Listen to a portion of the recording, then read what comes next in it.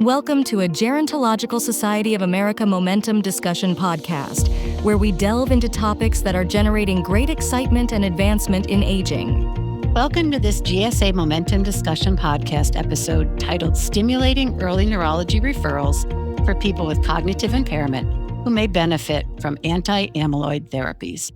Momentum discussions highlight topics experiencing great momentum in the field of gerontology. We're grateful to AZI for their support of today's podcast episode.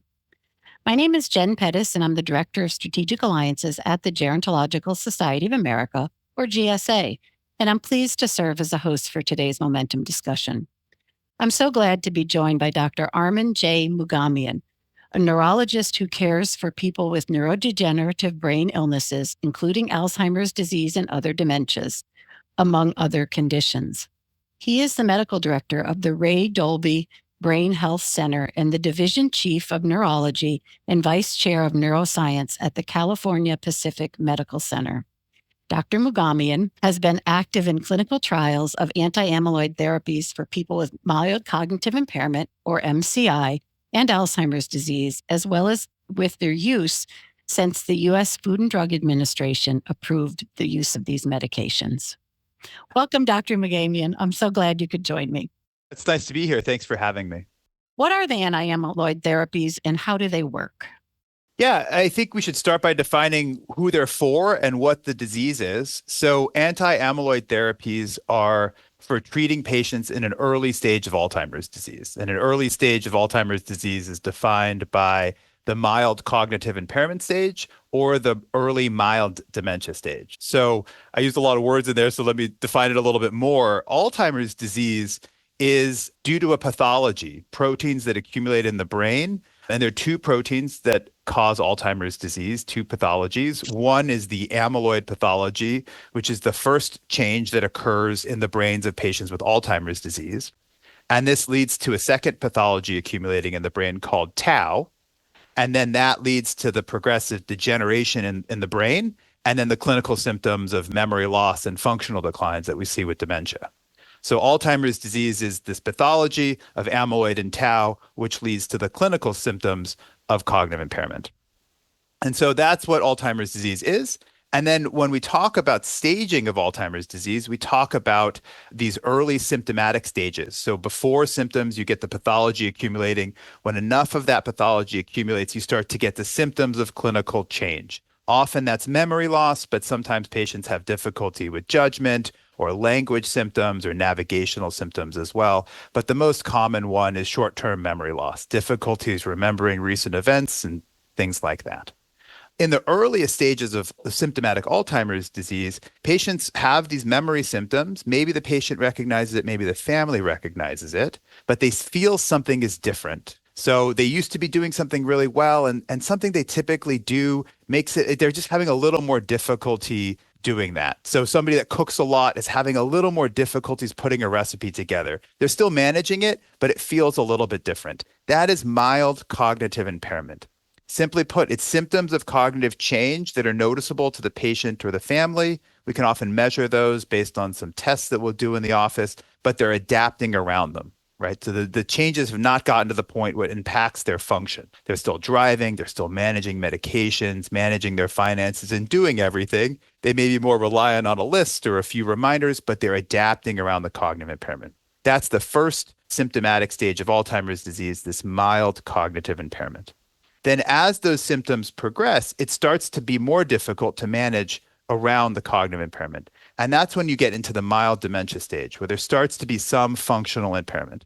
This is often in what we call instrumental activities of daily living, things like driving, financial management, paying your taxes, managing your medications, or managing your calendar. So they're still taking care of themselves, but they may need a little bit of help around more complex activities. And that's the mild dementia stage. So anti-amyloid therapies are indicated for that early stages of cognitive impairment, mild cognitive impairment to mild dementia. Once we've determined that that clinical stage of cognitive impairment is due to Alzheimer's disease. And the way that we do that is measuring that pathology. And there's a few ways to do that, either through some imaging tests called a PET scan or sometimes through some spinal fluid analysis. Those are the two hallmark ways to see, do you have these abnormal proteins in your brain? So that's a base of what we're dealing with. And previously, the prior treatments that we had for Alzheimer's disease boosted people a little bit, but they didn't change the trajectory of the disease because they didn't change the underlying cause. What these anti-amyloid therapies do is they are designed to clear the brain of the amyloid, and they do that very well. And so they're medicines that clear amyloid from the brain. And what they do is they actually slow the progression of Alzheimer's disease and keep people in an earlier stage longer. They address the underlying pathology of the disease in slowing it down. I think one of the key features is that because amyloid is an early pathology of Alzheimer's disease, treatment of patients in these earliest stages is what is most indicated, because as the disease progresses, the contribution of amyloid towards making the disease worse goes down. Early intervention and early detection is one of the key features at improving efficacy of these medicines in patients. So you mentioned early detection, and I would imagine that's usually in the primary care provider's office. So Yeah. how do primary care providers and others ensure that people who may be eligible for these anti-amyloid therapies receive the timely referral to neurology so that neurologist can then determine if they are indeed a candidate? Yeah, this is a big challenge, and I'll be frank. There's not a quick fix to this. Mild cognitive impairment is mild. I say that is in a joking way, but it's true. Right? Mild cognitive impairment is mild. If it is overtly apparent that the patient is having trouble communicating or functional impairments, they're probably already in the dementia stage. And I will say that primary care is excellent at detecting this. If you feel primary care doctors know their patients better than anybody. And if they're noticing that you gave instructions to a patient to start a new antihypertensive and they're struggling and understanding things that they would have understood previously, that should raise alarm bells. And you should either think about a referral or considering doing a screening cognitive assessment. And there's a variety of measures that are useful for detecting mild cognitive impairment, objectively measuring the level of cognitive decline. For mild cognitive impairment specifically, the Montreal Cognitive Assessment, the MoCA, or something like the SLUMS are very sensitive for picking up mild cognitive impairment, the objective declines that we would see in a mild cognitive impairment. Other tests like the MMSE, the mini mental status exam, less sensitive. There are other briefer tools, things like the mini cog, which probably are much better at picking up the dementia stage than the mild cognitive impairment stage, but still a very useful tool in primary care. So if a primary care doctor notices something, I think what they should do is say, I'm worried that you have that was a little bit harder for you to understand than it was previously. I'd like to set up a meeting with you to talk about this specifically, because this isn't something that you can do as you're holding the door handle and trying to walk out the door. So I think setting up a specific meeting to do this, A, it emphasizes the importance of cognition, and B, it gives you some time to be able to tell that patient to bring somebody else with them. So having an outsider's perspective on their memory and function is incredibly important in any neurodegenerative disease. Diseases of the brain are different because the organ that's involved in reporting it is also the organ that's involved in the disease itself, right? So if you had chest pain, your brain senses your heart and it says, okay, it's hurting or it's not hurting, etc. But in a brain disease, that organ is the brain. And so it can be difficult sometimes for patients to recognize their own symptoms. Sometimes they over-report, sometimes they under-report. And so in that follow-up visit that's geared at cognition, you bring somebody else in, you ask them some concern, do they have concerns about their memory? Assessing function is incredibly important because function is how these diseases affect people's lives. And then doing some level of objective cognitive assessment, as brief as a mini cog, more sensitive as the MoCA or the SLUMS test. If a patient brings up, oh yeah, doc, I'm having some difficulties coming up with words, I'm having difficulties remembering things as well, or the family member brings it up to them as well, I would do the exact same thing. Okay, I was just going to ask, I think of primary care as probably providing dementia care, so to speak, for the lion's share of individuals with dementia. Absolutely. So who are the people who present to the primary care office? So we've established if they've got mild cognitive impairment are potentially a candidate for these therapies, they need to go. Who else in your thought with Alzheimer's disease and dementias should be a priority? So Alzheimer's disease went from a diagnosis of exclusion, meaning, well, it's probably not something else, so it's probably Alzheimer's disease, to a diagnosis of inclusion, where we have tests that we can actually prove that they have that underlying pathology in the brain. So I would say the priority for referrals are that mild cognitive impairment stage, because not everybody with a mild cognitive impairment has Alzheimer's disease. So we now have the tools to say you don't have Alzheimer's disease. And I think that can be very reassuring. So I would say patients that the appropriate referrals are that early stage patient where we can give them a diagnosis with more certainty, put them on the track for treatment. So that's one group. The other group are patients with significant behavioral changes that's too much for the primary care doctor to manage. So referral to a center like my own or another neurology center that can help families adjust around the memory problems and maybe some medications to help temper some of the neuropsychiatric symptoms. I think that's another place where we can be very helpful. And then the other one is in patients and families that are struggling with how to manage that patient. They're living alone. We don't know how much to intervene. So getting a more formal assessment can help families understand the significance and severity of the cognitive change so that they can better assist that patient. Because we're always balancing these two forces in cognitive impairment, which is as the disease progresses, it can impact their safety. But on the other side, we want to honor their autonomy and independence. And so those things can be at conflict. And so the more in-depth evaluation can help the family better balance that so that the patient maintains their autonomy but stays safe. When the primary care clinician determines that someone with MCI or early Alzheimer's disease might be a candidate for the anti-amyloid therapies, what steps can they take to prepare the person for their neurology appointment? What can they do for tests and things that gets them to you and able to have the most productive visit? Starting with a good medication reconciliation is probably the most important thing. Making sure that they're avoiding anticholinergic medications, other sedating brain active medications can be really helpful it may not be the entire cause, but it certainly can exacerbate cognitive symptoms. So having a good med reconciliation, having a good history that's sent over to the neurology and that referral, exactly, not cognitive history, but are there other medical issues that we need to be aware of? Are they on anticoagulation, et cetera? So knowing what they're on and what are their active medical issues is very helpful. And that's the knowledge that the primary care doctor has. So that's number one.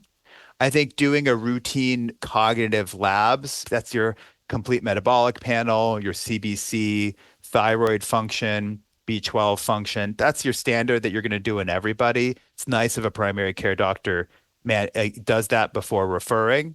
Depending on your patient population, you may think about syphilis screening, HIV screening, but not necessarily in all patients. It's a risk assessment there, but commonly needed to be done as well. So starting with the lab, medications, labs. I would also encourage structural brain imaging.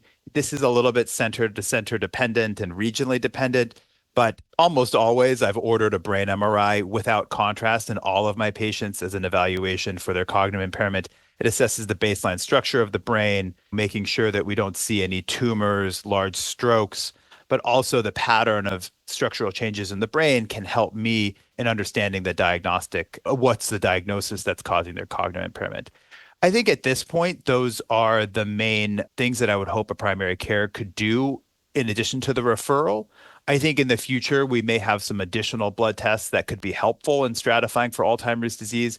I don't think they're quite ready for primary care to be giving them yet, but I think this is an evolving landscape. I think that our listeners would appreciate your insights into the efficacy of these anti-amyloid therapies. When the doc determines they can get them, what are some overall patient outcomes? But I'm really interested in perhaps some individual stories. If you can, instead of sharing kind of the overall picture, maybe some individual reflections that you have as a physician, which must be incredibly powerful and really rewarding. I'd like to start by saying that these therapies are a first step. We never had a medicine that can slow the progression of Alzheimer's disease down, and these are a first step. I think that the efficacy is modest, and we have to over time, we will find the right patients or the best patients for these therapies to maximize the benefit and minimize the risk. Not every patient is eligible for these medicines, and not every patient that's eligible will want to go on these medicines. But I do think that we need to work patients up so that they can get to the point where they can make the decision that is the best decision for them and their families, opening the door, and the patient has to be able to walk through that, noting both the efficacy and the safety data behind that. And so the efficacy of these medicines, again, they were studied in that mild cognitive impairment to mild dementia stage. They slow the progression of the disease by about 30%. What does that mean? It means that it keeps people in an earlier stage longer with less functional and cognitive declines associated with Alzheimer's disease. So it extends those early stages and has been shown to have less declines in quality of life of both the patient and the participant. So they were a patient and the family member that participates with the patient. These medicines are not a cure, right? They don't make anybody better, and they don't stop the progression of the disease. But I do think they can have a meaningful benefit on keeping people in an earlier stage longer so that they can have more time with their family, their friends, their grandkids, etc. It is very clear that the earlier we treat people, so if you're on that earlier mild cognitive impairment stage versus that mild dementia stage, the benefit is likely more than this approximately 30% in the overall population. You asked about the individual stories, and I think we have to be very careful about the stories of the patients. We all want the anecdote of the patient that took this medicine and then all of a sudden is doing amazingly. And that's an unrealistic expectation because these medicines don't make people better. And we have to be very clear in the expectations of the patient and the family as they go on to these therapies.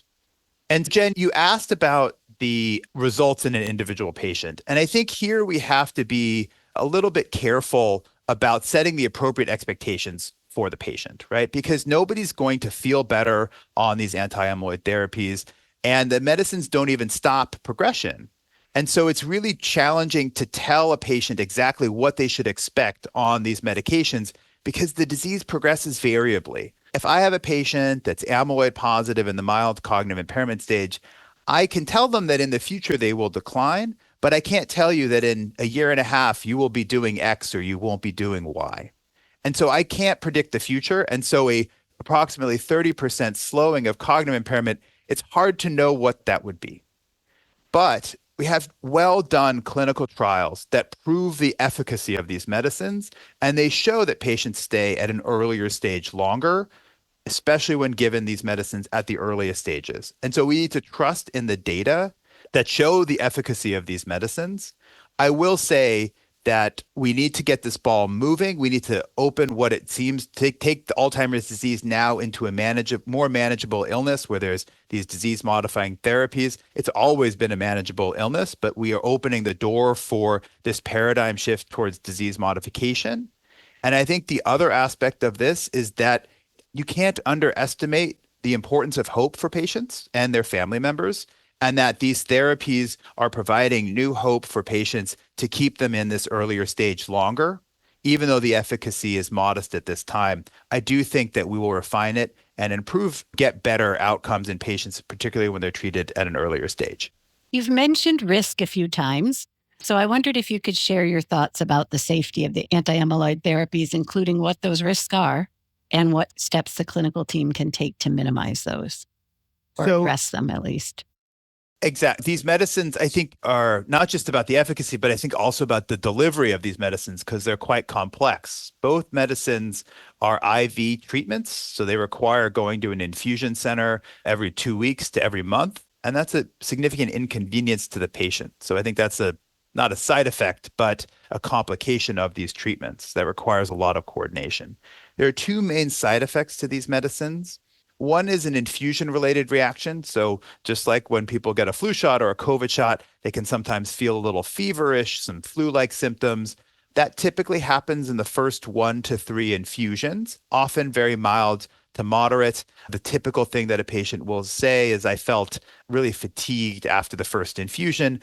They go home, they sleep, they get up the next day, and they're back to normal, right? These are not chemotherapies that really wipe people out. But in those first few infusions, people can get this fatigue, chills, malaise that they feel after those first infusions, can respond well to a Tylenol, sometimes an antihistamine like a Zyrtec. The other side effect is the more, I guess I'll use the words, a little bit scarier side effect. It's a side effect called ARIA, which stands for amyloid-related imaging abnormalities. Basically, as these medicines work, they stimulate the immune system to clear amyloid from the brain. And as they stimulate the immune system, they can overstimulate the immune system, which leads to ARIA-E, which is ARIA edema. It's a swelling that can happen in the brain. Or ARIA-H, which is hemosiderin or hemorrhage, which are often very small bleeds that can happen in the brains of patients, either in the brain or on the covering of the brain.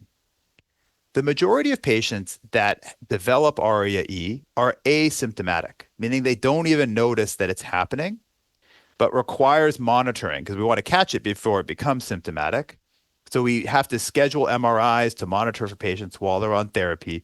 It adds to the burden of the disease, burden of the treatment. If it becomes symptomatic, often they're actually mild symptoms. There's sort of 6 symptoms that can happen: headache, nausea, dizziness, vision changes, walking changes, or more confusion. If that happens, patients should contact their doctor immediately. They'll need to get an MRI before their next infusion to make sure that they don't have this ARIA side effect. And you can hold the medicine and those symptoms recover. There is a risk, though, that these small bleeds can become large bleeds, and that can cause more permanent disability. The risk of that is less than 1% on average with these medications, but it is a serious concern because we don't want to make people worse. One thing to note is that typically patients on blood thinners are not eligible for these treatments, and patients that have what looks like a stroke shouldn't receive any medicines to break up blood clots because we don't want to exacerbate any bleeding that happens in the brain. There are some ways, as you had asked, to stratify the risk for patients, both based on their baseline MRI can be very helpful for looking to see if there's any evidence of propensity for developing bleeding or swelling in the brain. So there's a baseline characteristics of the MRI. And the other test that we do is a test called the ApoE gene test. And that gene test puts you in a low risk, a medium risk, or a high risk for developing this ARIA-E or ARIA-H side effect. And so for some patients in the lower risk group, maybe they're feeling it's more within their benefit. In the higher risk group, maybe it's a more counseling that's involved. I still would treat people in that higher risk group, but it's definitely a different conversation. So it's very important to have that risk stratification so that the patient goes in with their eyes open about the risk and benefit at the most individualized assessment that we can give for their risk. We're just about out of time, and I do appreciate all that you've shared with our listeners today. But I do want to ask you what final thoughts. Are there final thoughts you want to leave us with on this topic? Yeah, it's a reiteration of some of the things that I've said already. I think for your primary care listeners, starting to change the conversation around cognitive impairment is incredibly important. Early detection facilitates options. Our job is not to get everybody onto these therapies. Our job is to open the door so that the families can understand what fits best with their lifestyle. What are their goals is they're getting older and having cognitive impairment. And so I want to make sure that patients are able to have all of the options for these treatments. And some of the harder conversations are to say, actually, you've presented too late and you're not going to benefit from these therapies. And so we want to have less of those types of conversations. So a reiteration of the early detection, reiteration that these are not a cure, but a step in the right direction and can slow the progression of the disease down, particularly when caught in that early stage of disease. And there are risks to these medicines, including the swelling and bleeding, but they are manageable side effects. And there are ways to stratify the patients so that they understand their risk of developing these side effects, as well as the complexity of these therapies. They're not for everybody. Again, we just want to get patients given their options so that they can understand what's best for themselves. I so appreciate how many times I've heard you say words like autonomy and choice and options. And that's so important that individuals are able to determine their own care path. And I so appreciate that perspective. Again, thanks so much for your time and insights today. And thanks to those who are listening to this episode of the GSA Momentum Discussion Podcast. We hope you found it informative and enjoyable. Thanks again, Dr. Moughamian. Yeah, it's a pleasure to be with you, and thanks for having me. Check out GSA Enrich at gsaenrich.geron.org, which is your gateway to a library of engaging learning resources. Access toolkits, courses, webinars, and more podcasts, all tailored to support your interest and advancement in the field of aging.